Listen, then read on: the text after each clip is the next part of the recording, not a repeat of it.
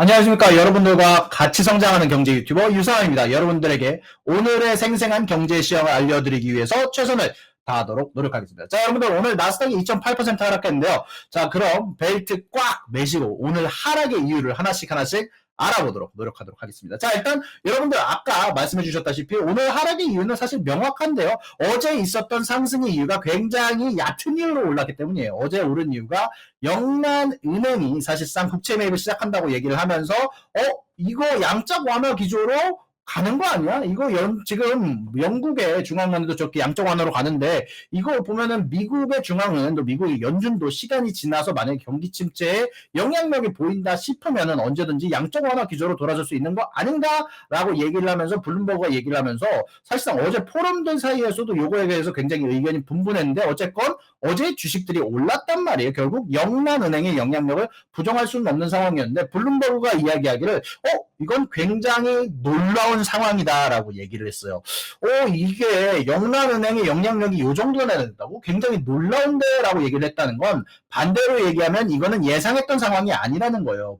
영란은행이 분명히 양적 완화를 얘기를 하긴 했지만 굉장히 제한적으로 여러분들 10월 14일까지 한다고 이야기를 하기도 했었고 그리고 이것에 대한 영향력이 사실상 애널리스트들이 생각했을 때는 이렇게까지 높이 올라갈 만한 게 아닌데 연준이 굳이 이렇게 영국의 중앙은행에 휘둘릴 것 같지는 않은데 라는 생각이 사실 지배적이었다는 소리인데 그럼에도 불구하고 어제는 올랐고요. 오늘은 그러면은 자 연준이 나와서 미국의 연준 위원들이 나와서 반대로 자신의 포지션을 명확하게 이야기를 해준다면은 굉장히 떨어질 만한 얄팍한 뉴스였어요. 그리고 실질적으로 오늘 연준의 위원들 2명이 나와가지고 굉장히 큰 활약을 해줬었는데 자 메스터 총재와 블라드 총재가 오늘 나와서 했던 말을 가장 간단하게 한 문장으로씩만 정리를 해보도록 할게요. 메스터 같은 경우는 무슨 얘기를 했냐면은 경기 침체가 오더라도 우리 연준은 금리를 올릴 거다.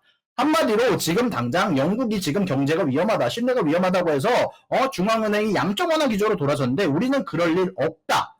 자, 이렇게 메스터가 이야기를 했고요. 블라드 총재는 뭐라고 얘기를 하냐면은 시장이 우리가 하고자 하는 것을 잘 이해하고 원하는 방향으로 잘 가지고 있다. 최근에 시장이 어땠죠? 굉장히 하락세가 굉장히 강했단 말이에요. 블라드 총재는 연준은 이것들을 원하고 있다는 소리예요. 자산 가치의 하락을 원하고 있고 실질적으로 지금 금리를 올리고 있는데 시장들이 그거를 잘 이해하고 잘 이행하고 있다고 얘기를 하고 있는데 결국에는 그냥 줄여서 얘기하면 우리는 영란은행처럼 양적 완화로 잠시라도 돌아설 예상은 없다. 지금은 아직 충분히 긴축적인 영역이 아니고 아직은 조금 더 금리를 올려야 할 가능성이 높다. 우리는 일단은 인플레이션을 먼저 잡아야 하고 기대플레이션을 먼저 잡아야 하는 임무가 우리에게 배정이 되어 있다. 그게 첫 번째 임무다라고 명확하게 얘기를 해주면서 오늘 주식시장의 가장 중요한 하락의 이유가 되었습니다. 자, 그러면은 요걸로 끝났느냐? 요 이유만으로 오늘 주식시장이 3% 가까이 떨어질만한 이유가 됐느냐? 꼭 그런 건 아닙니다. 여러분들 사실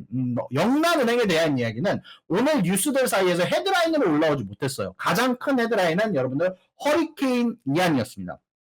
이 허리케인 이안이라는 게 사실 말로만 들으면 얼마나 큰지 얼마나 강력한 허리케인인지 많은 분들이 이해를 못 하실 것 같아서 좀 얘기를 하자면은 지금 허리케인 이안으로 인해서 생기는 피해가 약 100빌리언 달러 정도에서 한 120빌리언 달러 정도로 예상이 되어 있는데 여러분들 허리케인 카트리나가 여태까지 있었던 태풍 중 가장 큰 데미지를 준 태풍 중 하나로 예상이 되고 있거든요. 이야기가 되고 있거든요. 그때 준 피해가 여러분들 108빌리언 달러 정도였어요. 이게 한국 돈으로 이야기하면 약 140조 원, 150조 원 정도가 되는데 이게 얼마나 큰 돈이냐.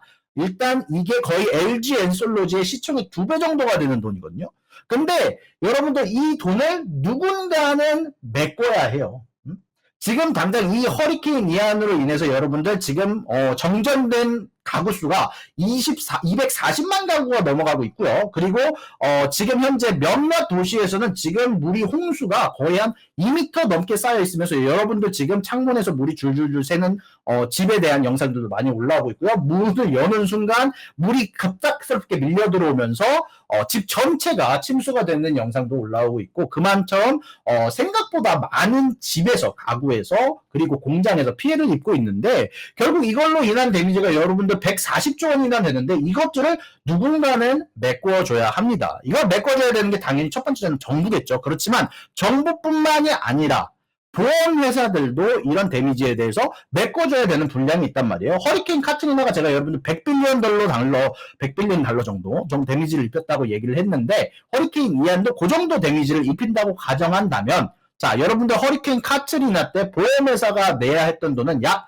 40빌리언 달러 정도 됩니다. 뭐 한 500조 원 정도 되겠죠. 500조 원 정도 되는데, 50조 원, 죄송합니다. 50조 원 정도 되는데, 자, 이거를 보험회사가 내야 되는 돈을 그럼 여러분들 어디서 갖고 올까요? 보험회사가 여러분들 돈을 버는 방식은 굉장히 심플합니다. 여러분들한테서 보험료를 받은 돈으로 그 돈으로 투자를 해서 돈을 버는 거예요. 근데 반대로 보험회사가 돈을 내야 되면 돈을 어디서 가져야 될까요?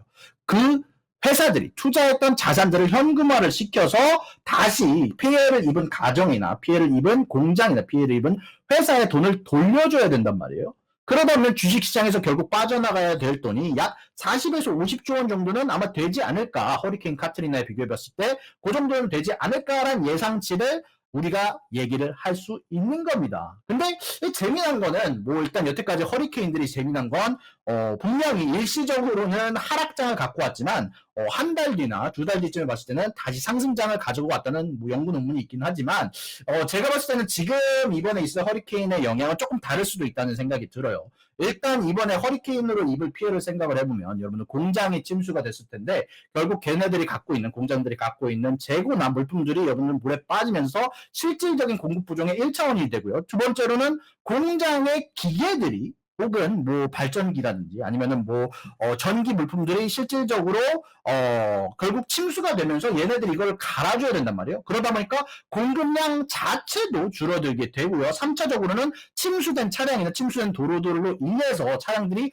자유롭게 이동하지 못하게 되면서 3차적으로 공급에 3차적인 영향까지 줄 수 있게 되면서 인플레이션에 어느 정도 악영향을 줄 수 있다는 생각이 저는 개인적으로는 듭니다. 물론 이거는 결과가 나와봐야 알겠지만 지금 당장 우리가 수요가 공급보다 높아지는 상황이 계속해서 이어질 수 있다는 얘기가 될 것 같아요. 무튼 여기까지 간단하게 허리케인 이안에 대해서 정리를 해봤고요. 마지막으로는 간단하게 오늘 있었던 뉴스들 그리고 내일 있을 뉴스까지 조금만 정리를 해드리도록 할게요. 자, 오늘 페이스북에서 고용 동결을 시전을 한다고 합니다. 자, 일단 지금 당장 페이스북에서는 뭐랄까요?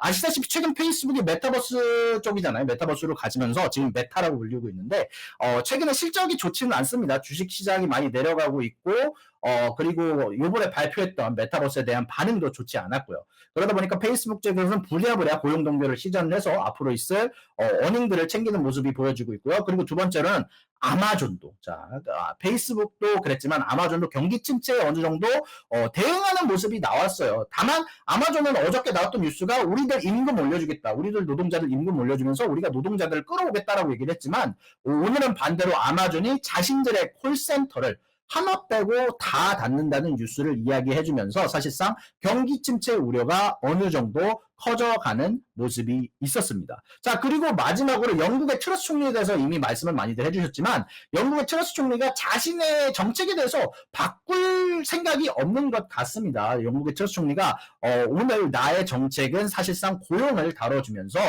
인플레이션에 대해서 저항을 할 수 있다. 인플레이션을 막을 수 있는 정책 중 하나다 얘기를 해주면서 자신의 정책을 바꾸지 않는 모습을 보여줬는데 다만 내일 이게 호재로 봐야 될지 악재로 봐야 될지는 모르겠지만 영국의 트러스 총리가 내일 긴급하게 예산안 관련한 회의를 연다고 하는데 아무래도 지금 당장 영국의 중앙은행에서 국채 매입을 10월 14일까지만 한다고 엄포를 놓기도 했고 사실상 IMF에서 지적도 받았으면서 아마 예산안에 관해서 적자 관련한 부분을 충분히 논의를 할 수 있는 시간을 내일 가지게 되지 않을까. 내일 이제 긴급 예산안 회의를 통해서 아무래도 투자자들의 심리가 이렇게 불안한데 이런 부분들을 잡기 위한 논의를 하지 않을까라는 생각이 개인적으로 듭니다. 여러분들 여기까지 경제 유튜버 유상남이었습니다. 감사합니다.